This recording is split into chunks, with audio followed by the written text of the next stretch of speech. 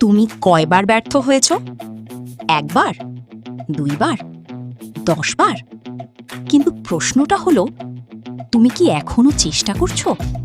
একজন মানুষ বারবার চেষ্টা করছিল, কিন্তু প্রতিবারই ব্যর্থ হচ্ছিল। প্রথমবার ব্যর্থ, মানুষ তাকে নিয়ে হাসাহাসি করল। দ্বিতীয়বার ব্যর্থ, উপহাস করা শুরু করল। তৃতীয়বার ব্যর্থ, তাকে অপমান করা হলো। তারপর একদিন সে আয়নার সামনে দাঁড়িয়ে নিজেকে একটা প্রশ্ন করল, আমি কি সত্যি হার মেনে নিয়েছি? উত্তরটা ছিল না। সে আবার শুরু করলো, আর এবার সে থামেনি। শেষ পর্যন্ত সে সফল হলো। মনে রেখো, ব্যর্থতা তোমাকে থামানোর জন্য না, তোমাকে শক্ত করার জন্য আসে। তাই হার মানো না, আবার শুরু করো। এইরকম আরও ভিডিও পেতে সাবস্ক্রাইব করুন।